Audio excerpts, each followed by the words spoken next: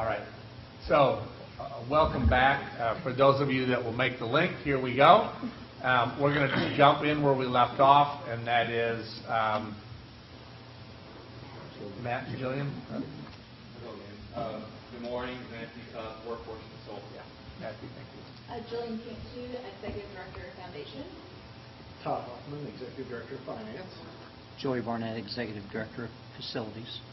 Kelly Murphy, Executive Director of Human Resources. Jenny Eggensfeller, Executive Director of Marketing and Admissions.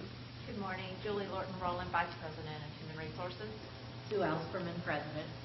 Chris Rule, Chief Financial Officer. William Bogart, Executive Director of Budget Management, Office of the President. Steve Tincher, Provost. Jeff Fanner, Student Experience, Communications, and Marketing. Chris Lauer, Senior Vice President of Workforce. John Murphy, President of Foundation. And then Chris will make kind of a few introductory comments as well, and then we're all yours.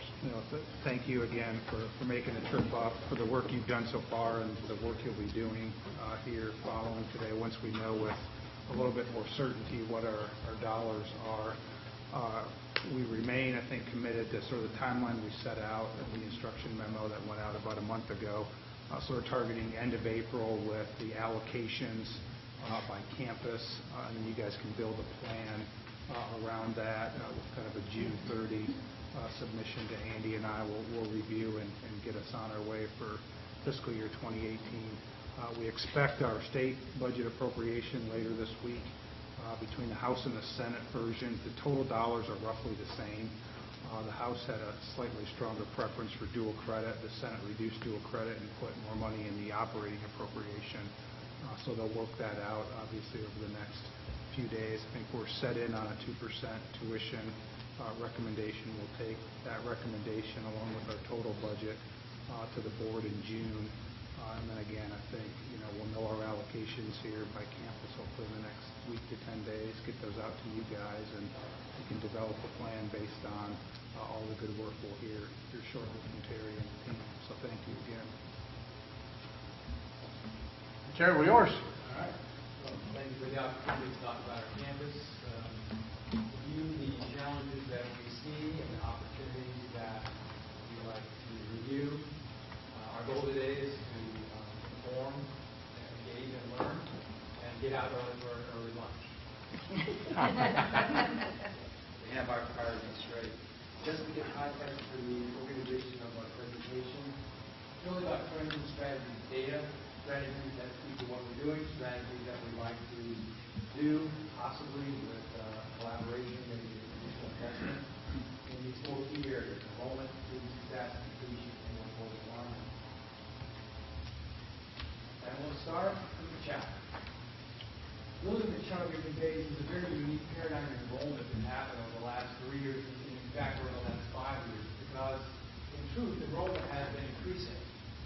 But that's due to the incredible increase in dual credit and apprenticeship for our campus. We have a very unique enrollment mix in Sellersburg. And so to give you some context to that, in 2006 we had a little over 500 dual credit students. We'll see more than 5,000 this year. So that's great for the state of Indiana. It's great for our students, our parents, and our high schools. But it does present a challenge with respect to logistics, processing, and service. And the reality that in the green you see is declining revenue involved. And that is really the key. That's much of our presentation is going to be about stopping that trend line. And as the total enrollment has grown and revenue enrollment has declined, the percent of revenue from total enrollment continues to decline. Now it's an all-time low of less than 40%. The challenge is how do we make a difference in that through rebuilding our base with new students and persistent success. All will be confines of following workforce alignment, parameters, data, and opportunities. So our 17-18 revenue enrollment goal is going to be 3-4%, which with the trend line is going to be a challenge, but we think we have investments and resources to be able to achieve that. We break down revenue enrollment the last 3 years, and then we have our goal for the next year with respect to those 3 key areas of the first time, readmission, and transfer. And so to build our enrollment model for growth, what we're going to have to really do is challenge that new first time. We know a lot of those students, 300 to 350, are coming right out of high school. And that is the largest group, significant decline, so therein lies the gap that we have to achieve. And with the investments we've made, the opportunities we have, we're going to be aggressive with that growth goal of 10%. And that's going to be necessary, because when you look at building an enrollment model on a new city base, and persistent base, the reality is the loss in the fall and the corresponding loss in the spring, it may be a higher percentage, but it's a higher percentage on a smaller base. So the math is not fair. You really have to use new student enrollment growth to achieve a new baseline for enrollment growth. The good news is we saw a significant rise in the last 3 years, and we hope to see a continued rise. We had a theory that that could well be the fact we had significant growth, historic growth in that 08 to 11 time frame. So the pool of theory is much larger. So we took a snapshot of the spring enrollment. What we saw was really that 62% came from that 08 to 11 group. So there's opportunity. We may not be getting a percentage, but 10% of 1,000 versus 10% of 2,000, it makes a difference numerically. So there's opportunity there as well as continued growth. Transfer in, see the decline significantly. Like the first time, we have some strategies, especially in the rural market, that might help us achieve greater transfer in. Nearly 30 colleges and universities in the rural metro area. So there are a lot of students, ex-students, with credit hours and no credentials. So overall, our growth rate strategy is going to be 7% for our revenue enrollment by new student type coming into the year ahead. We also look at enrollment through programs with product, and the life cycle, and as market forces can influence that. And so when we look at spring, what we saw, 20 of 27 of the 3 programs had some enrollment loss. However, it was really these 9 programs that represented 90% of that 191 student loss in the spring. And what's interesting about this is everyone is talking about criminal justice as a quadrant 3 right now for us. Really, this is the marketplace adjusting that. Because at its peak, criminal justice had over 225 students. And so the marketplace is demanding lower in some areas. Credentials are not as highly needed in this era. So we're seeing the marketplace influence a program like criminal justice, and it is actually becoming in line where it should be. The challenge with these is trying to make a difference both in new student and in persistence for 4 programs that have large enrollment. So general studies, that's always going to be a challenge. And that really is one that I think we make strides in, but we still need to do better, because even though it's a small percentage of the gross number, it's quite high.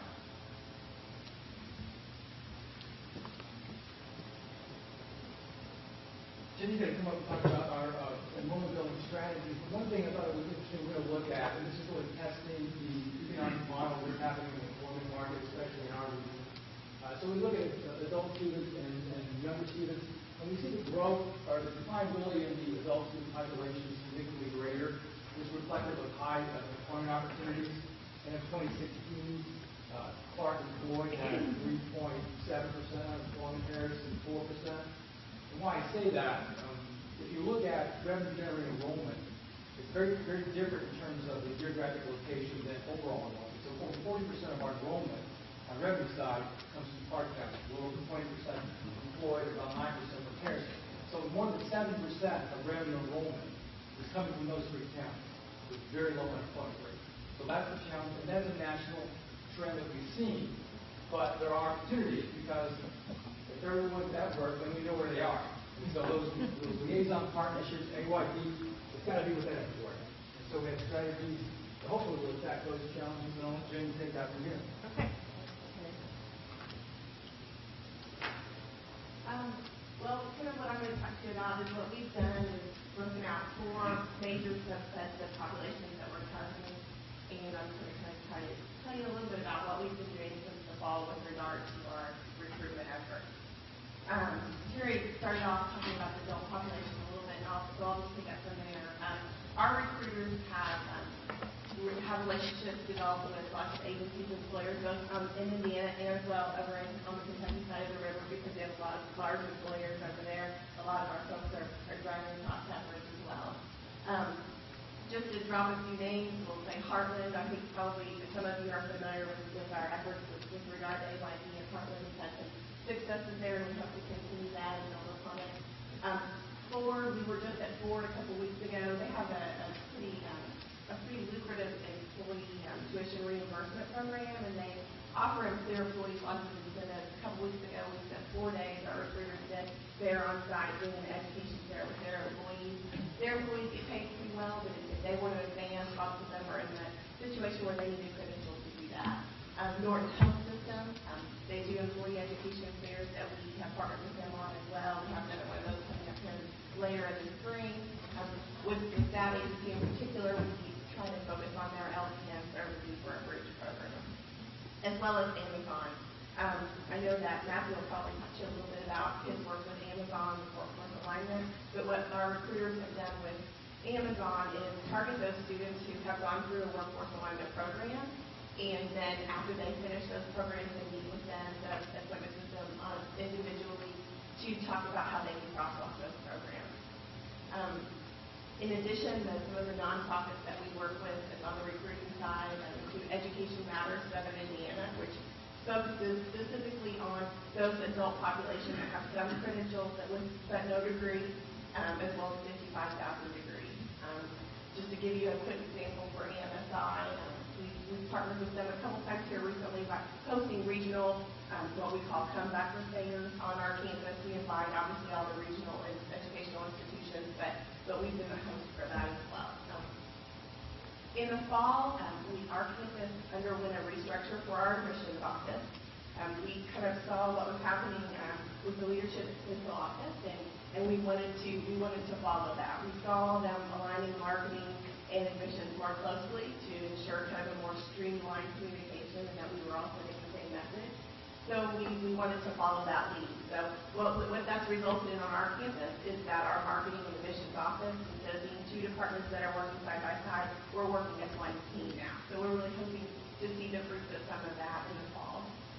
A big piece of that, though, has been our ability to, through this restructure, really focus on our efforts on high school. Because as Terry mentioned earlier, we really see that as a population that we have the best opportunity for growth in.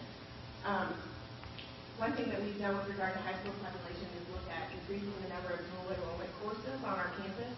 Obviously, that helps to impact our revenue generating headcount, but as well, we hope that it'll impact us with those students who are already used to coming to our campus to take classes, and they see how great it is and how beautiful it is, and it makes that transition after high school to becoming a college student a little bit easier.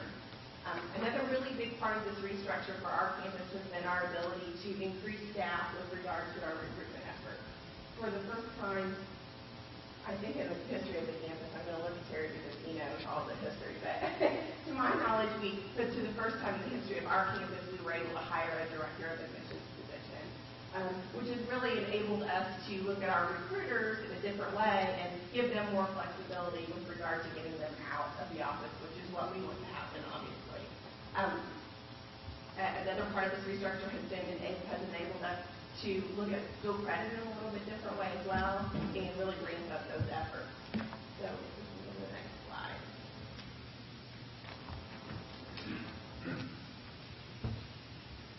Along with the new structure for admissions and recruiting, we were able to pull in the non-academic side of our dual credit office as well. So that's enabled us to double our dual credit staff and create a position that solely focuses on converting those dual credit students. So we've seen some early success. You can see that right now we're at 9%, so we hope that number continues to grow. We've also looked at some creative ways of using our dual credit budget to try to recruit students. We just last week had the first of a series of 4 dual credit night events that we're going to be having over the next couple of weeks, where we're offering scholarships to those dual credit students and then funding that through our dual credit budget. So last week we had 2 students that attended from Jeffersonville High School, not just 2 that attended the event, but 2 that we were able to sign up on the spot and offer scholarships to that night. So hopefully we'll be able to grow those types of programs as well. And the last subset I'm going to talk to you about is our mobile market.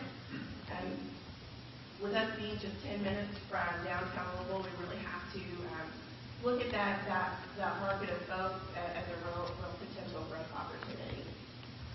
Again, with the restructure, we were able to kind of look at our recruiting staff and how they kind of delegated their responsibilities, and we were able to, for the first time, have someone dedicated to the Louisville market.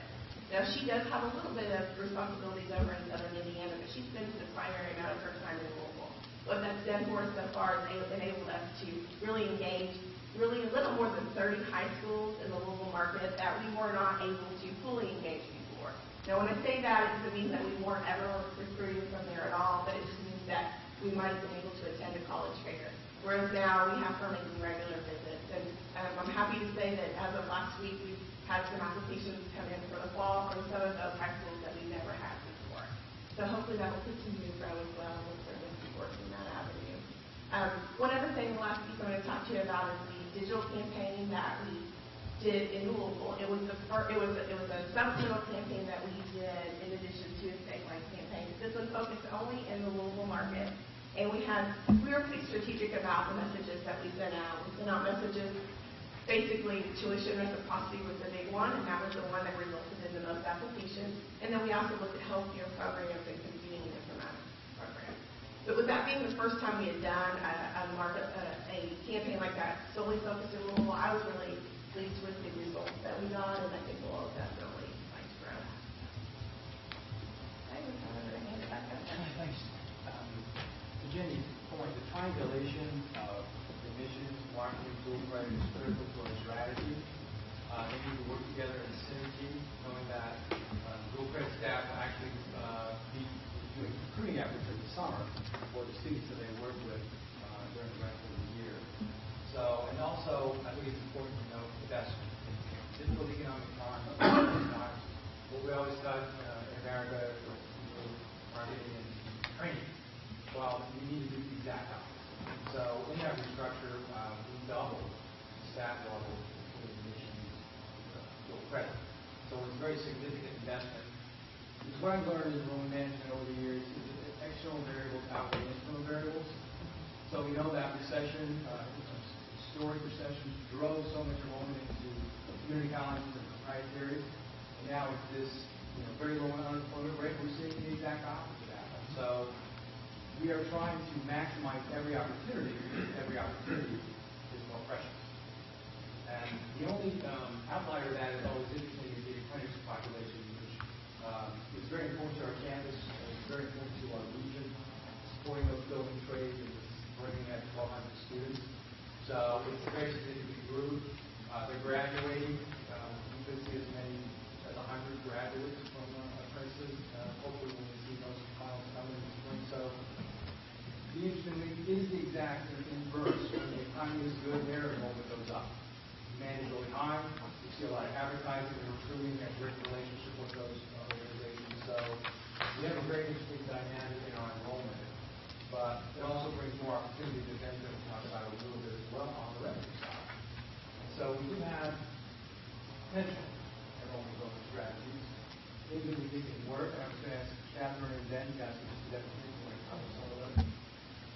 We were approached recently through a partnership that we have with 55,000 Degrees, which started the Mayor's Education Roundtable in Louisville going back to 2008, 2009. And we've been a partner institution since its inception. And we were able to meet the CEO of Re-Up Education. And this is a startup organization that targets stop-out students and works with them to re-enroll in a college. One of their clients right now is actually WGU. So they're working with Western Governors. And then they mentor them in a process while they're here, while they're re-enrolled, and then through graduation. So as we have talked to them and had that possible opportunity, it seems like something that perhaps a region our size might be able to do. They go through various ways of analyzing the data points for those stop-outs to determine those that might have the best chance of coming back. What are those things that have changed in their lives? So it seems very interesting to us. It's just been really in the past month and something we'd like to look into further. We also have the 4 Next Generation Learning Communities is taking place both in Greater Clark schools Greater Clark County Schools and across the river in Jefferson County Public Schools.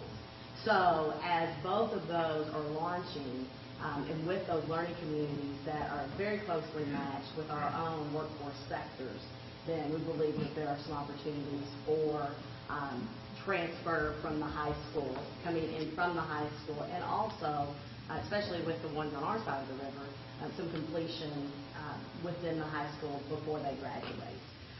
With the next generation, they want them to be workforce ready, so let's get our opportunity as well to help make sure that through time some workforce certifications before they even graduate. We also, workforce alignment in our region is something that has really flowed for many years. Don't find the silos. Not that anybody else has them, but we really work closely together to make sure that we're working for the student. And so we listen to what the employer needs, wants, and we have several projects going on right now, one specifically with Michelin. And so they are looking for some chemical operators. And so by utilizing our faculty, but also looking at what is needed as non-credit, we hear what they want, and we're building it on the inside, and then creating a model to offer that and see where that will go. And we've done that with General Electric. We have other potential employees that could also be AYD for the credit, but we're trying to hear what they need and then see what we can put together for them. We really would like, we'll speak to this more a little later, but expand our offerings at River Ridge. We have strong relationships that Matthew and our health science team have worked together with Brioba RX, and we look to expand that.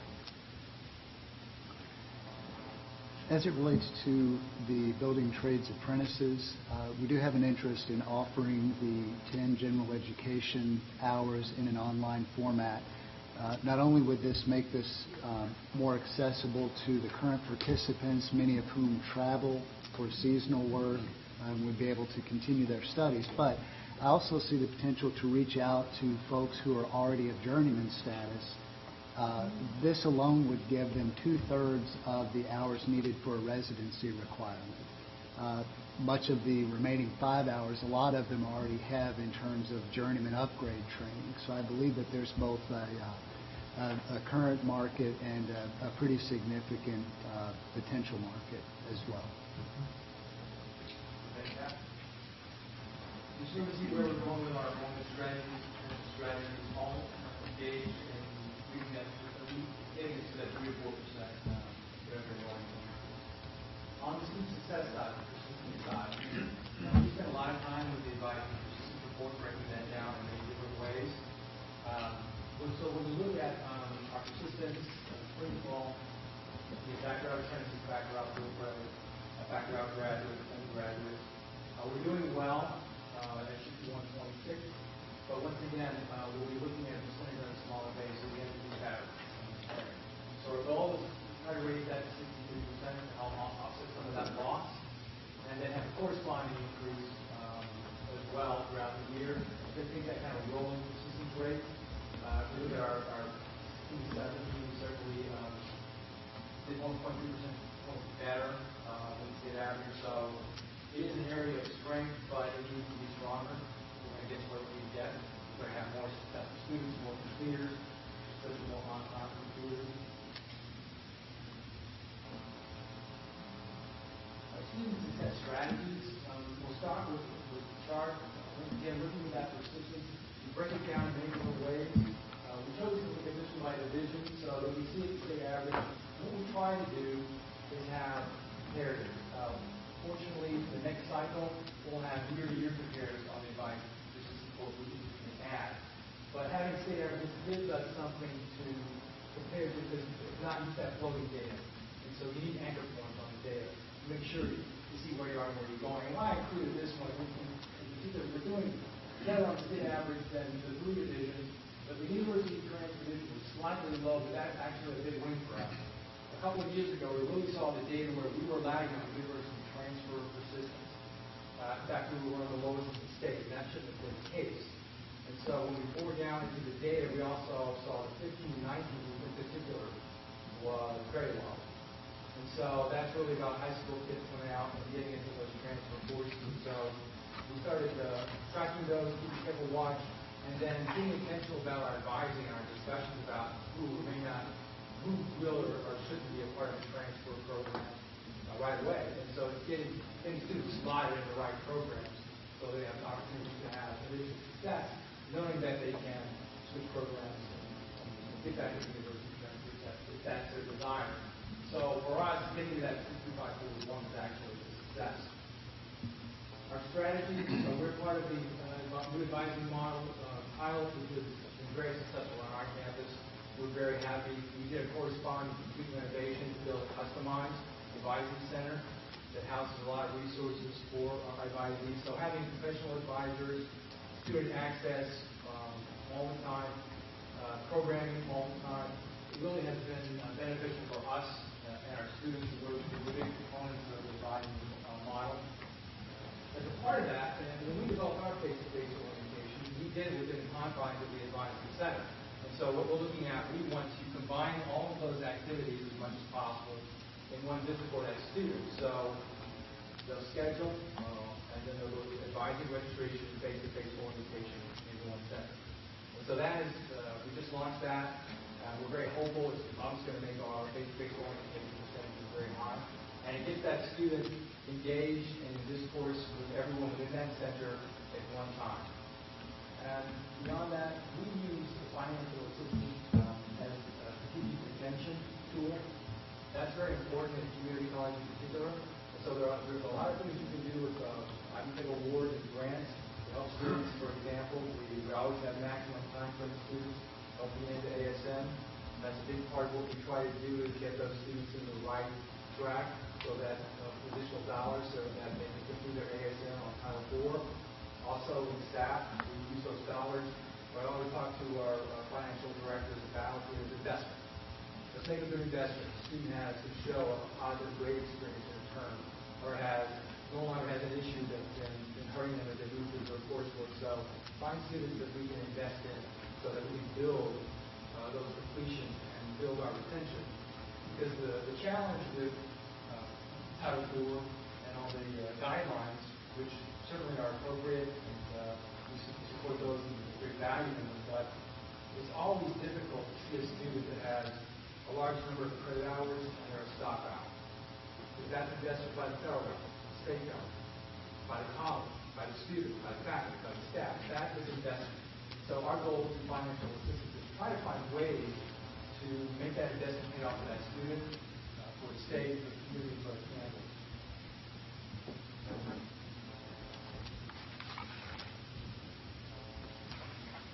In 2016, we established the wraparound services and connections. We're very proud of that investment because we added a full-time director. We modeled it in many ways after the single stop and expanded it into a lot of different areas. And we've actually just added another assistant director. Really, that's about the case management approach that you need to take. It's very time-consuming, but it's very important for those students in crisis. Financial crisis, health crisis, substance abuse, child care, holiday break, everything that becomes a challenge for them, we try to find those services for, but that takes a great deal of investment on our part. And one of the great things about our wraparound services, and I'll let Dylan speak to this, is it really is entirely funded beyond staff with I-Think Foundation and donor dollars. So, yeah. So we've been blessed to have some donors step forward and do some initial funding to do student emergency funds, anything, food pantries, or any case management services that we may see, and then taking special events such as golf and grants and awarding dollars through that to help the actual community connections office that necessarily doesn't always have the budget for the students. So. One thing we want to really focus on, always seeing what's happening out there from the rest of the world. Single Stop ran a survey, research project, seeing the effect of those efforts on persistence. And one of the things I really noticed of those colleges and those students who participated in free cash services, they had a 12 to 16% better persistence rate. So that kind of data that really pops up when we say we need really strong free tax online services for our students because there's a direct link to the system. I think you forwarded it.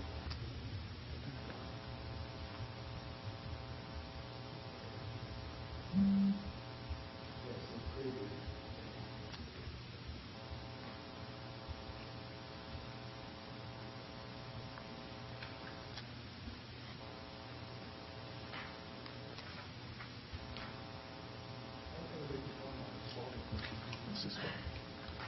This is what you.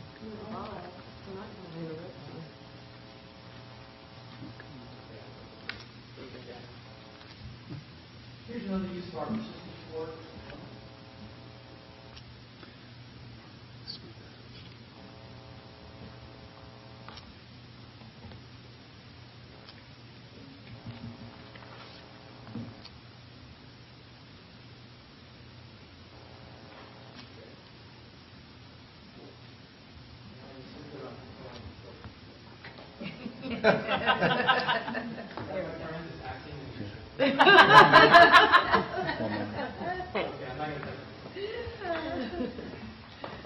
Another use of the advisory persistence support, once again, trying to get context of what we do.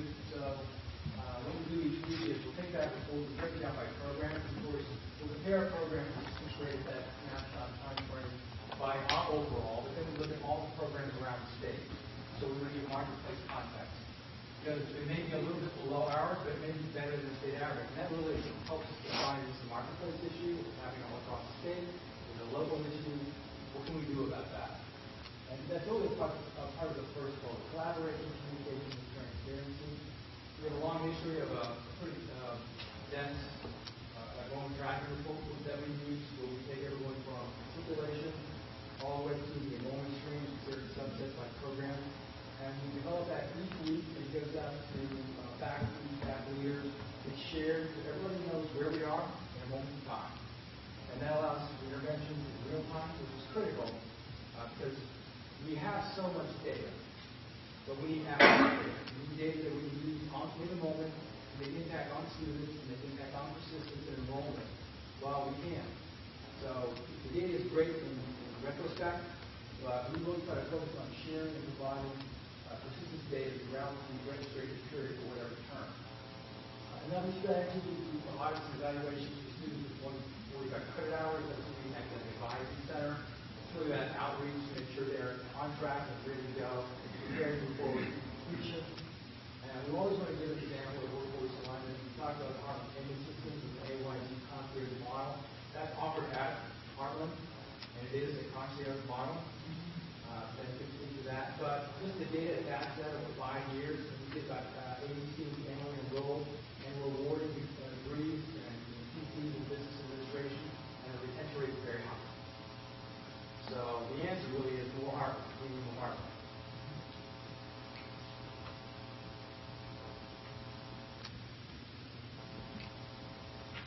Okay, potential pieces of strategies. I'm going to turn that over to them.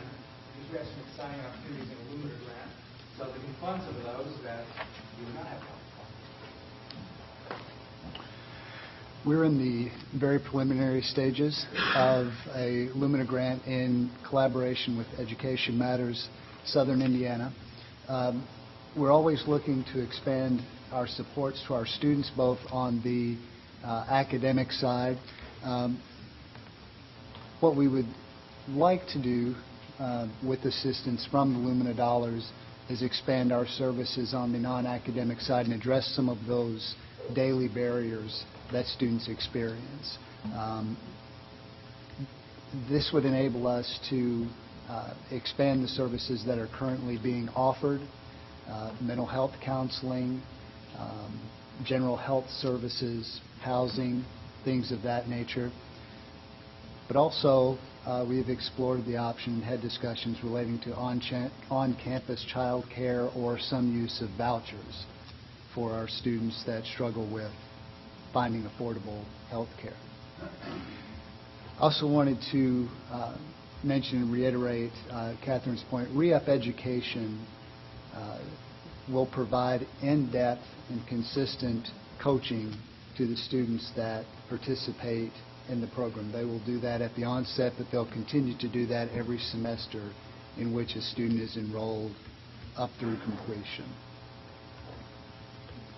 I really want to link re-up back to our strategy on reinvent, because we have a coaching component. So it's a recruitment that is connected to reinvent, it's a success coaching component to reinvent. So that's the way we think there could be an opportunity, whether it's the re-up or other resources. Because what we found when we did the analysis for fall and spring is the reinvents do not persist at the same rate as overall students. So they have a lower persistence rate.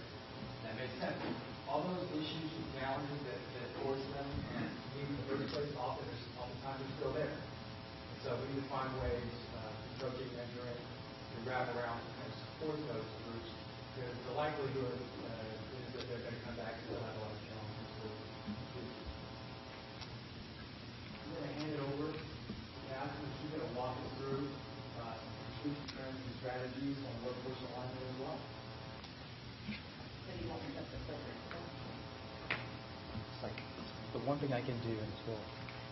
So as we're aware, there has been a decrease in credentials awarded.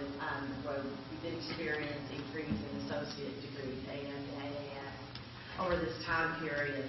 And I think that we have a more focused approach moving forward on the stackable credentials, and we have them available, and we have faculty and advisors both very aware of it. But as we went through and building schedules for this next academic year, really being conscious of that and how the courses laid out and making sure that we're working toward that so that we can award them along the way.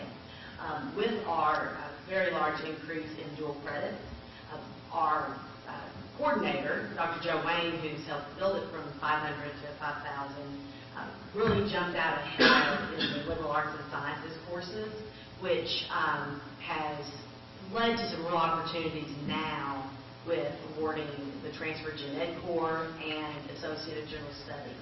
So what we are projecting in early numbers that are coming in for this next year is that we have TGCs that will be awarded between 8 and 10 high schools, and we're a region of 27 high schools, I believe. So there will be there, and then associate degrees, AGS, awarded in at least 2 of them. So projected right now will be over 100. So we're really seeing some increase there. On the course scheduling, I mentioned how the advisors and the deans work together, and that every time the schedule is first built, we give some internal deadlines so that the advisors look at it as well from a different lens to make sure that the way things are offered, the time of day, that we are providing things the way students really need.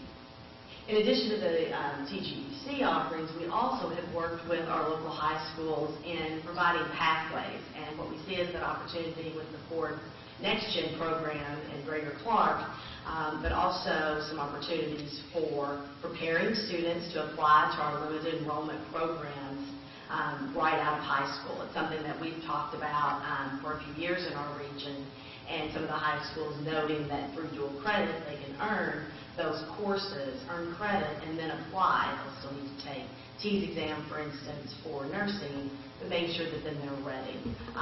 And now that we have the pre-nursing studies certificate, that's a possibility for awarding of that, especially at our Career Center and at Jeffersonville High School where they have CNA. So they are being prepared for that.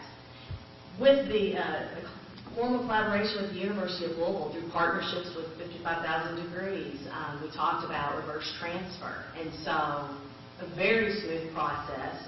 Central office processing has done a great job. In fact, we just got an email on Thursday where a student commented that how much they appreciate, they gladly accept the associate's degree in business administration, and that this particular student commented that they've been a lot of different places, and they really appreciated the professionalism and how organized Ivy Tech seemed. So that was good. So it was, we're seeing that it could be up to 40 associate degrees awarded.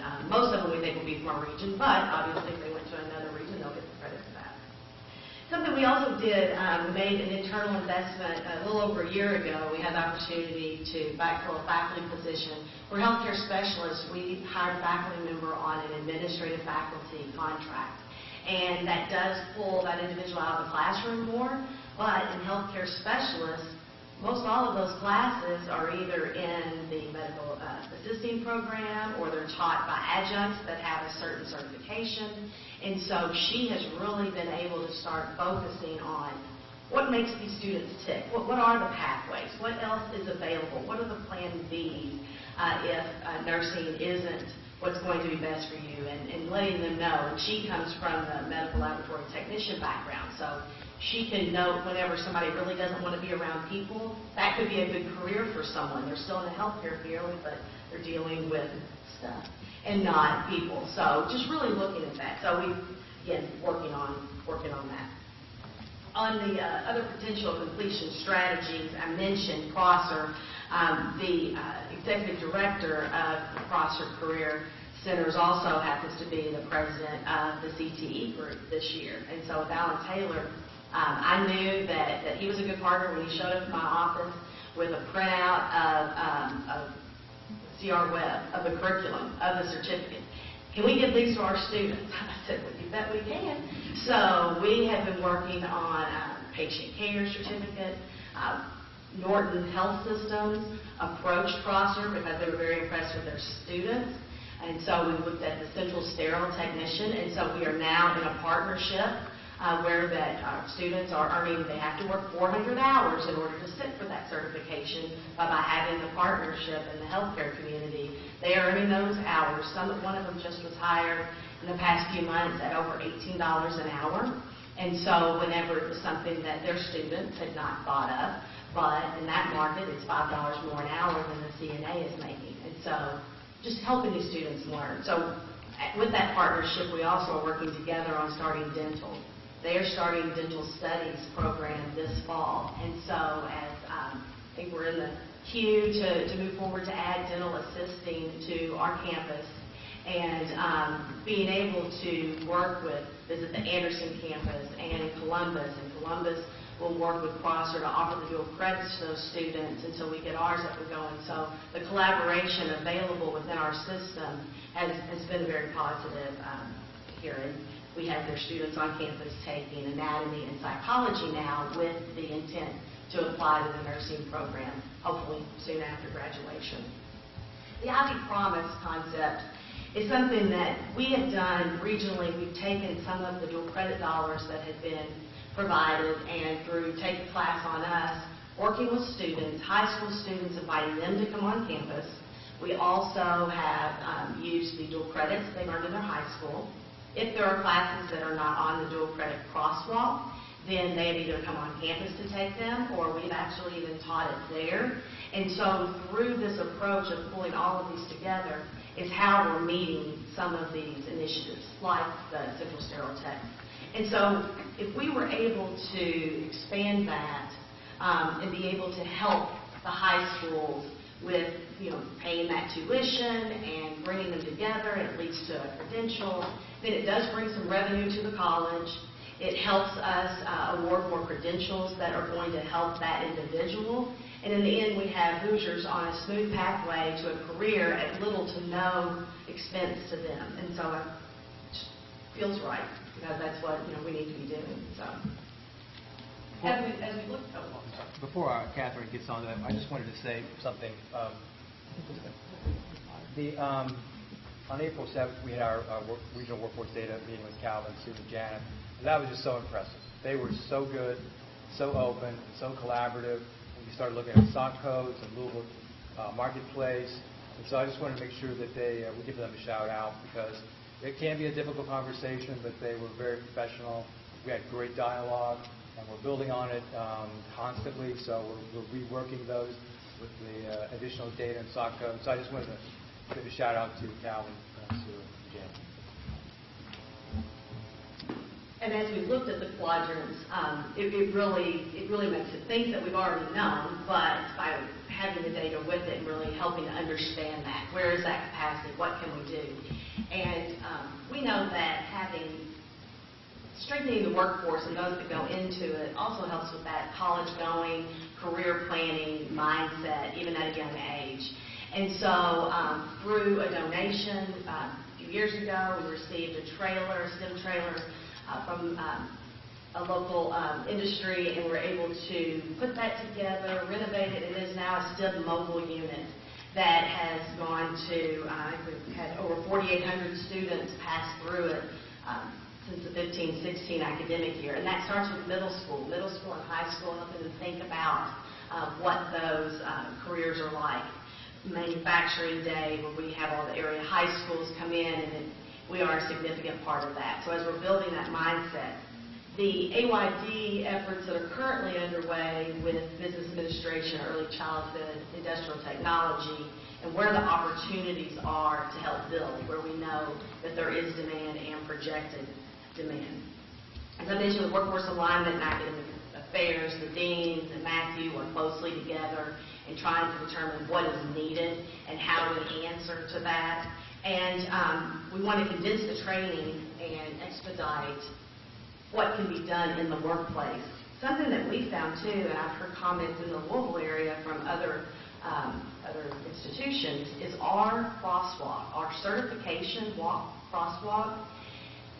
Just thought, well, maybe every college has one. No. And it's most impressive. And Kentuckiana Works in Louisville, our work won, and I think Becky Nicolai has mentioned it when she's traveled, that by having that available, it has really made a difference. It's also made a difference when our criminal justice chair has been out talking to local police departments. So that is just something that I think we do very well, and sometimes we may not realize that that is an advantage as we continue to review that, add what's needed, and then look to see what else can happen.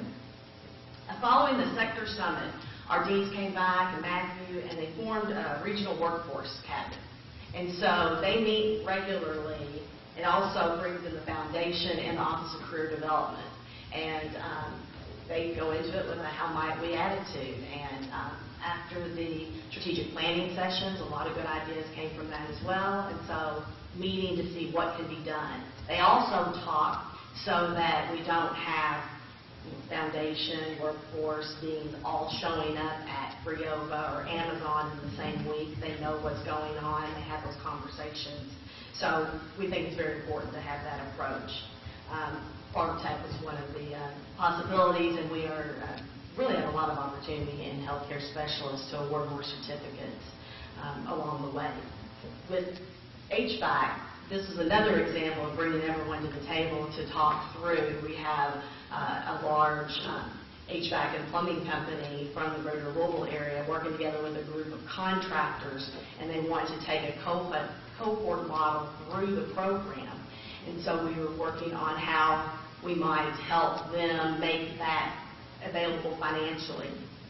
So as we work together, advisory committees are very important here.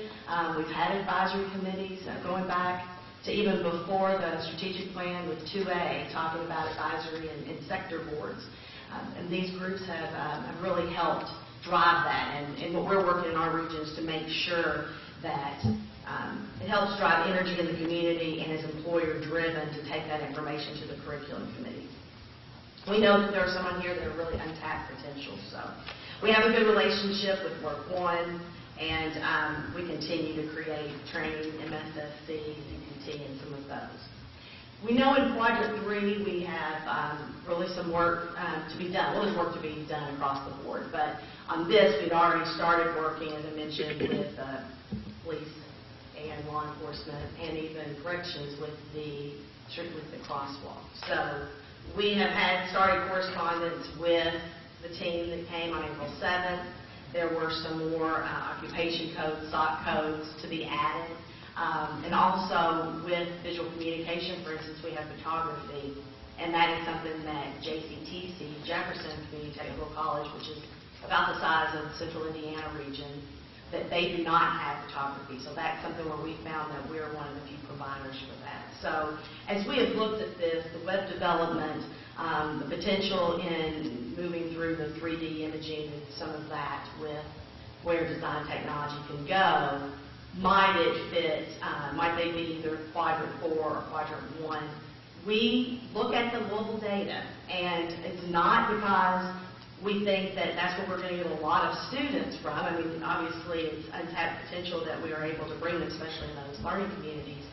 but there are 37,500 students, individuals that work in Jefferson County that come from our counties, that Clark, Floyd, Harrison, and Scott. So just between Clark and Floyd, you have 30 of that. So it's very important that we know that's where our Hoosiers go to work, and so we want to look to see what the job opportunities are there.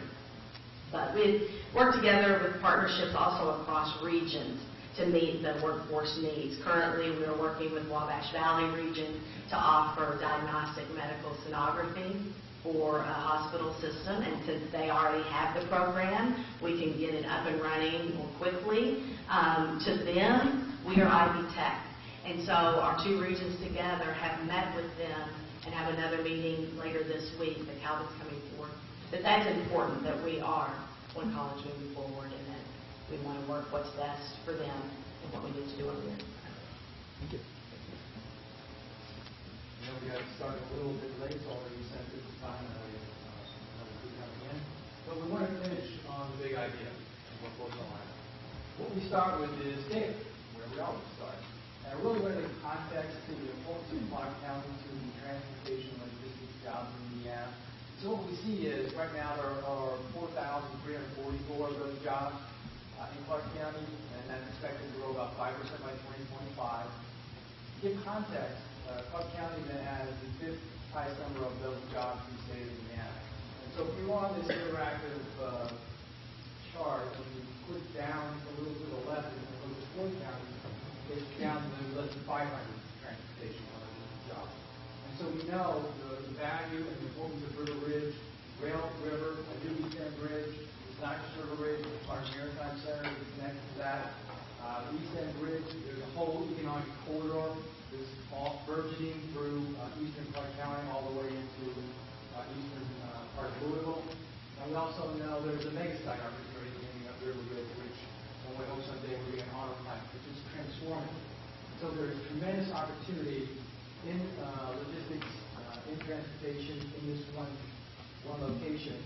And the big idea is how do we have a presence there, physical presence, a service presence that is bigger than it is now. We're working with Amazon, we're working with some of those companies, but there's no physical presence there. And if there are more than 5,000 employees at River Ridge, I think that's on the website. We know that fluctuates seasonally, and then you look at 25 companies, Clark Maritime Center, and the growth even around those areas. We really see an opportunity where we can be the first educational institution to have a real presence there and engage and work with those companies and with those employees. Once again, very low unemployment rate, but we know where they are. They're at work. And so part of that is maybe broadening CDL training that we've already done with Amazon to something broader. I'll let Matt talk a little bit about what we're doing and what Amazon thinking about with their potential fleet. Sure. So to Terry's point, 4,000 of those employees are at Amazon. So it is a monster in itself. We do CDL training with them, but they're looking at developing their own fleet. So they come to me and kind of ask if we can start some CDL training more regularly, and then we're going to look at, I guess, they're an interesting animal because they skill their employees to lead. So in itself, we take Amazon employees and give them pharmacy tech certifications, and then we give them Cordova. We give them manufacturing certifications, and then we give them Tenneco. So, it's an interesting animal in itself. But they're building a fleet, and they want us to be part of that CDL plan. So they're trying to do that. And complements that we use the staff at one. And so does very well. There's certainly opportunity with investment. To round that out, we have contacts that are onboarded, but specifically two Clark Maritime. I want Ben to talk about the Middle Tennessee Reconnect project that we're very interested in. It's something we came across at Luna, and I believe at the Luna conference we held in Washington, D.C. We also connected with them about this project, which really has contacts with both employers and those employees. The Middle Tennessee Reconnect project is a subset of the larger Tennessee Reconnect project, largely funded by Lumina. They last year engaged on a project which was of great interest to us, and basically they determined workforce demand by going to the actual employees. They took a group of 12 companies in the Middle Tennessee region. Most notable one would be Davidson County, which is the Nashville metro area. Of those 12 companies, they were able to survey 32,000 employees to determine what they would need in order to complete a post-secondary credential, whether it be flexibility, what sort of time, what sort of credentials specifically. Of the 32,000, they got 8,000 responses. So they were able to take those responses and disaggregate it, give it back to the decision makers in the company so they would know what their employees are telling them, and then allow the companies to react accordingly in terms of their policies, their practices, and also to begin collaboration with the area's post-secondary institutions to get that training. We'll wrap up here. Give a quick synopsis about those 4 areas. We want to reverse that enrollment loss. We want to improve student success. We also want to get better fall retention rates. We want to get more completion strategies, and we possibly could well do that with what we're seeing initially in the school, along with the private apprentices and additional larger nursing cohort. And then workforce alignment. We're really interested in making lots of programs that we can develop, especially those that have options and opportunities in River Ridge. So we have, I think, a very solid plan. It's a very challenging time. We certainly have a great crew, great team, great faculty, great staff, great community on campus. And we so appreciate your support and assistance in all the things that we do to see that collaborative environment. And that's how we're moving forward with a lot of our strategies, like what we're doing and the strategies in the future. We're a little long, but if you have any questions, We have about 5 minutes for Q&A. So, Dean? If I could follow up on the new advising model that you were piloting, successful, but specifically interested in the faculty role. Is the mentor, is it clear? Is it still somewhat undefined? How is it working on the faculty side? We're working on that. That actually is one of the 3 primary projects of our Regional Student Retention and Success Council. Logistically, in terms of assigning advisors, that is established. I think where the mentors need guidance is just what specifically they need to do and at what points during the academic year do they need to do them. They are matched according to a student's major, though, so that in and of itself establishes a certain commonality. I'm going to talk a little bit about River Ridge. What's the distance? I've been to both, but I don't know that I've gone straight between River Ridge and the Sellersburg campus. What is the distance, the time? 5 minutes? 12 miles, 15 minutes. Okay. So, but still quite a bit for someone who's working there. In your wildest dreams, what does our presence look like there? Paint me just a little bit of a picture if from my perspective, were available. It's a physical presence where we're not only training in the plants, but developing training opportunities where different companies can provide critical mass of students to run those courses. It's also for those students that may be degree seeking that we can support as they're working at River Ridge. So it's threefold from my perspective. They do have a building plan on the drawing board where I think they envision bringing in college universities, and we'd love to be a part of that. It's just when or where. So when I look at presence, that doesn't mean building a building. There are different ways to have a presence in an area like that. So that really would be the goal, that we are catering to this massive economic opportunity through different ways, through both the employer and through the employee and student. And then further on the CDL opportunity with Amazon, are you working with Aaron Bowdy in Workforce yet? I'm not. Okay, we need to connect that like today, because that's at the VP of Workforce for Logistics and Supply Chain. His number 1 priority is CDL as well. So we're hopefully that's something we can help you with in launching something. And that's something where physically I could see trying to find space to bring in a provider on near River Ridge? I mean, that's just a prime location. If you look at the Hoosier Hot 54 EGR 10, heavy truck driver transportation is always number 2 or 3. So heavy demand for those jobs, and I do think there's a lot of opportunity. And I know I was talking about even bridging credit enrollment in degree or credential where it might be a small business certificate for that truck driver Yes. who's also Owner-operator. Yep. So there is a lot of opportunity. Very good. But love that you have really picked up on River Ridge as a tremendous opportunity, one of the largest east of the Mississippi new industrial development. So and it has thousands of acres to grow. As you think about the healthcare programs, high school dual credit, moving maybe, my words, closer to a direct admit from high school to Ivy Tech, have you talked at all with the Bloomington team? Because they are very much headed down that path as well, and I would think there'd be good opportunity to learn from each other there.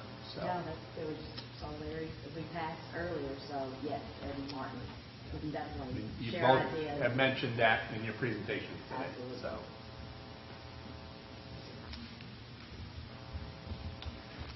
All right, then. Let me just say, as well done in preparing for today. I love the specificity of your approach. We will come back to you with more feedback, as Chris shared earlier. As you think about your goals, and you know, for instance, you said new first time, you know, plus 10%, readmits, transfers, plus 5%. As you think about persistence goals, or I think I saw in here somewhere, fall to fall, looking at 54%, you're 52% a year ago. Just want to affirm your focus on looking forward. I want to challenge you to think about you know, big scary goals, what do they call them, BHAGs, the big hairy audacious goals. On one hand, those can seem really scary when you look at them. The benefit of looking at crazy goals, like, you know, if we grew at 20%, not suggesting you need to, but perhaps you do.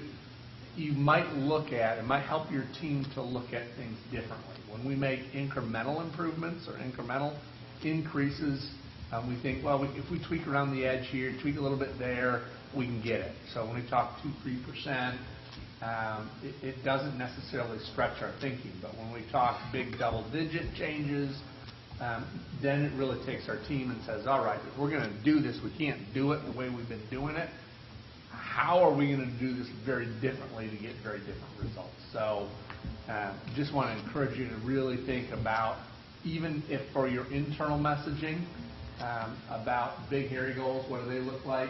I just want to challenge your thinking there. So, Terry, is there anything you would like to say in closing? I just want to thank my team. We've had an interesting 2 weeks, and they've really rallied to the cause, and this good work is their good work. So I do appreciate that. And one final, since this is on being recorded, I assume we get a cut of the DVD royalties? I'm sorry, your time ran out. 100%. There you go. Chris said you got them all. Okay. So with that, thank you all. Thank you.